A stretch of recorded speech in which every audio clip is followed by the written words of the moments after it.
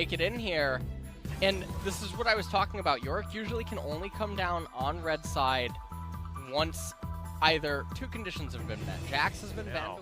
Score. He just wants to get these adoration stacks cashed in for Gango. There's the flash in for the taunt as Score gets his flash off as well. Ghost able to leap away, but Whirling Death is going to cash in.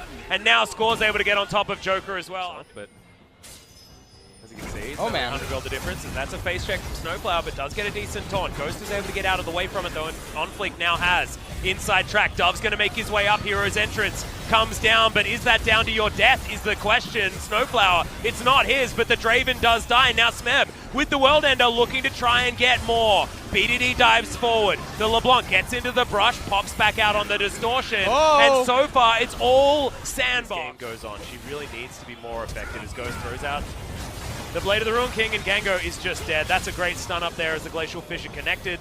Gango it's disastrous for KT. Yeah, basically straight up beating their lane opponents. This Kingdom is definitely in effect in mid and top lane. Well, Snowflower gets another flash double taunt, but the ultimate does come out beforehand from Joker. Is that going to be enough here? As that's going to be Ghost turning it around. Gets one kill back as Gango flashes. Does so at the right time. And they are able to eventually get the 2-for-1. But Shelly goes down in the mid lane and she'll be able to get a bunch of work done. Two turrets die simultaneously for Sandbox. And Yorick and Julia up in top lane pushing onto the top tier 2. Look at the damage that Yorick actually does. Rift Herald even gets some chip damage. Yeah. 3 charges from Shelly. Damn, she was working overtime today. Realm Warp to get underneath the turret. That's going to be Hero's entrance. The Summit says, you guys just hold there. I'm totally fine. Julia pops up, Dark Possession comes in, Smeb just waited out, and it's fine. But you do that with a Yorick, no, Julia just hangs around forever. This is an app. Do you know trivia? One of my favorite items in World Wars? Banner of Command. Oh my god, the cast is impressive. The Yorick becomes inside of the side lane, and the scarier that the Rise becomes. Here we go. Yep, teleport is available here. Summit's going to make his way forward. Cataclysm comes down as you're not escaping anywhere. It's BDD that locks down that kill onto the Jarvan. They started this fight, but they're not winning it just yet. Summit dives into the backline though, and that's going to turn it all around. The baby cage is set up. The World Ender is going to be Smeb's world that's taken down. Ghost chased after him, and that's going to be it. Last rites. That's exactly what they are. Julia and Summit just smack down on the wreck side. This game, a Clown Drake is on the map right now, but doesn't need to be a high priority objective as Sandbox. We're going to have all 5 members having the Baron. Summit going to come over here with Julia. Yeah. He heard that she wanted a pet dragon, so... Yeah, he's going to be able to grab that one. Of course, you know, this is after their little bit of a tiff, you know. Rex, I mean, she's got legs for days, man. So of course, you're going to be getting a little bit jealous. He used his stopwatch, as we saw, going golden to guarantee the triple kill for the Yorick, and then immediately goes home, builds himself his GA. G2 versus Fnatic. Oh, yeah. Yeah, I had a look at that one. Okay. Yeah, that was, they couldn't was a bit of a close one, wasn't it? They couldn't quite locate the Guardian Angel in that game. They did have a Guardian Angel, though. They did calculate inhibitor timers. Yeah, their support was a Guardian Angel. He managed to kill the inhibitor and then, well, speaking of which, spoilers. Yeah, Julia and Summit are going to be able to take down an inhibitor. Only the top one remaining is Morning Mist is going to land. No! Getting punished. Julia, come back! Come back! Oh, no. Turned into 50 gold. Sandbox back. You've lost your best players off the map. Best players off the map. Get out of there. Rise now bringing in the giant wave in top. This is definitely going to be the 3rd inhibitor going down. KT looking like they want to make their last stand right now. Yep, that is going to be the ult landing. Oh, God, Score just dead. Not a lot of options here on the Rex side. She's just so early game focused these days. Last inhibitor is going to fall. Baron's alive for another minute. And that is going to be Nexus turrets now under fire. All 5 members of Smeb goes in for the last ditch fight. He's looking for it, but he just finds his activation on the ultimate. BDD's going to get knocked up, can't even get back, does eventually. Actually, the first kill going to go down to the Yorick. A couple, though, do go over to Dove, and he looks for a turret at the same time. Goes very close to dying, but that one was calculated, as BDD's able to get it in the end. But the Nexus dies, and that is game number 1 going to Sandbox. That was a really close last fight. Okay. Thanks for that one. It ends up being the Yorick. Now, Yorick can win. Oh, man.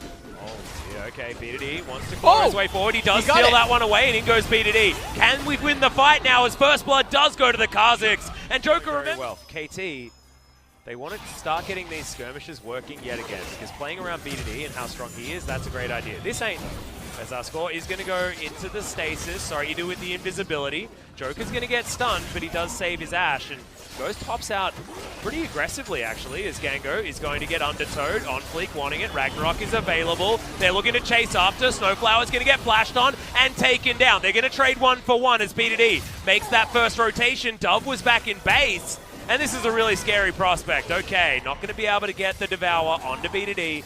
Joker still had that one on cooldown, but Sandbox are going to be able to get in here.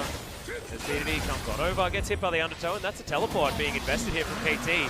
As Ghost is going to get devoured. They're looking to try and keep them alive. Good slow to come in from the volley. Flash out there from Summit, trying to keep himself up as on Fleek. Looking for the flanking position. Dove also going to be here.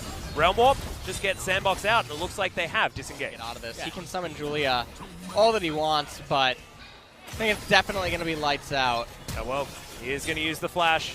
The arrow was available. Actually just comes up now as the tower does fall. Okay, volley going to slow down KT, but they're getting routed at this point. Arrow finally does land. It's onto B2D, but he's not exactly the prime target. Ults himself up to keep himself alive as Sandbox just waited out. Now looking to re-engage as Snowflower taking a lot of damage. Dove distorts over. B2D in trouble. The Krugs may be helping as Dove grabs that kill with the electrocute. Now Smev has to run for the hill. Snowflower, Sacrificial Lamb, Whirling Death. Not exactly doing enough here at this stage. Score dives forward, Ghost flashes away. And now Gango, he has to flash to get himself out of this one as well. He's just so squishy. The three-man stand aside is really, really nice. But on Fleek, underneath this turret, has to deal with Julia, as KT look like they're not going to lose any more. They get a lot of value, and now they're also going to convert into a tier 1 turret here in mid lane as the gold gap extends to a... So it looks like for a second maybe BDD would be able to get away. But Dove actually gets in range of the auto by getting booped forward from the Dark Procession. That feels real bad. That also feels bad if you're a Joker fan, as the Catfish is... Backstop is actually... Oh, right. Might have actually got them this turret. It's definitely just to be a thorn in the side of someone in The Walking Dead. Walking into somewhere and then they're trapped and all the zombies are just... surrounded them. Go wide there from Snowflower as Score's going to get tagged up by an undertow. Smev tries to get in, but Summit, look at him, phase rushing his way forward. They want to try and grab him here. Dark Procession comes forward, but they do manage to get Summit out of there. Now the rest of Sandbox will be in a 4v5 situation unless the Rise can make his way over. But look at that AoE damage, just insane. Rise has teleport though. Yep, is he going to be able to go back and get back in time though before this Mountain Drake is taken? Oh, it does reset. Now the teleport comes in. Oh, the Brahms just deleted it, and that's the second mountain to go over. On Fleek is inside the Dark Procession. He's going to go down into a stopwatch as BDD does the same. It is the Olaf falling, but BDD, can he actually get his way back in? He is going to. That is hyper aggressive. But Summit, he's got his Zhonya's. He's going to be really comfortable. Flashes over. There's the Rune Prison. As now Smev's going to follow suit. Summit in trouble. Is taken out by Score, who has a lot of extra damage. And the rest of Sandbox, where were they? No one protecting the Rise. Looking to go 1 versus 3. And they were chasing BDD, who makes it out alive. A little bit of a mechanical blunder by Summit did end up resulting in KT being able to capitalize. Oh, man, Score. Yep. Old man Score, in fact, as he leaps his way out. Doesn't kill Ghost, but he's able to get away from that a little bit more unscathed than maybe they should have. Well, another arrow flies towards the Braum. Once again, not the ideal target there, as that's another Zhonya who's going to be utilized. Snowflower, very, very low, but it's Joker that falls down first. Adoration stacks, now picked up, make that double, as KT are putting Gango in a great position. BDD grabs the 3rd kill, and now Dove wants to be able to get himself a pick-off. But the distortion has to be used defensively, and now BDD can use the last of his mana to guarantee a Baron here for KT Rolster. Looks like KT should be able to surely pick this up. They have the Maiden. On Fleek does not have Flash available. He has Smite, but it's not going to matter. This is going to be Baron going over to KT. And that's before Gango is cashed in. Now these minions are going to survive, and KT are going to take down their first outer turret of the game. This could be... There's so much magic resistance on the side of KT, and there's no Void Staff present. Yeah. For the Rise or Dove. And followed there from BDD. In a turret now, should be taken down with a couple of these axes that Gango can throw out. Speaking of axes, Undertow doing basically nothing here from on Fleek at this point in time, and Olaf, I think, has outlasted his relevance. at this stage. Turn this one around. I mean, 30 seconds left on this Baron. Soon it's going to be done. 4.3k is the power play. As well, so that he can actually do some damage to these carries. Hex Drinker picked up the Gengo is a great idea. There's our Sandbox. Yep. BDD actually going to get over this wall, as you can see, so that's another inner turret taken. Baron or no Baron, KT are just taking control of this map. Summit 6 seconds on might be going down here. Yep, Score's going to pop out as Summit. He's going to flash the Dark Procession. That's good news, but does he have the Seraph's Embrace? The arrow is going to land, but it's all for naught. In fact, Summit doesn't use any of his activatables. He's got his teleport available, but it's a minute in the Death Chamber. Yeah. As KT might actually be routed here. Snowflower throws out the ult. Nice triple knock up there as, okay, that's Gengo offering one back. The Whirling Death is just disgusting. That's the double kill. And you thought you... The rest of KT are actually winning the game, by the way, so they are going to move towards the top lane. They will break open the base. Inhibitor is going to go down, and they might even be having been picked off previously a minute ago in the top lane. It's going to be the second Baron going over to by a hair's breadth. And Ghost trying to hold on to the bottom turret as Dove going to have to distortion away. Summit clearing all the minions on the left-hand side. That's going to be a second inhibitor of the game. Yeah, it just feels like KT, they can start up a fight whenever they want to, or just not start up one at all, as they are just slowly stretching Sandbox too thin. And on Fleek, he'll have to go back to the fountain. That should buy KT enough of an opportunity to move this Baron towards the bottom side and just crack the base open in every single spot possible.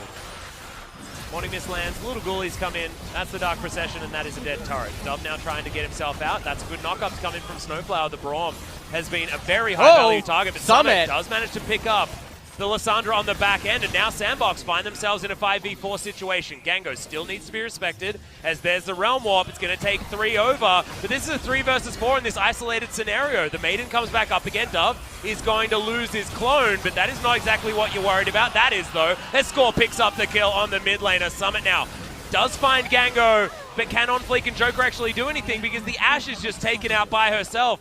It was Sandbox splitting themselves up, and now KT should be able to just win the game. Yeah, I think that there's way too many minions, and even though Summit is going to be able to come off of the fountain, it's all just way too easy. Zanya's Hourglass goes down.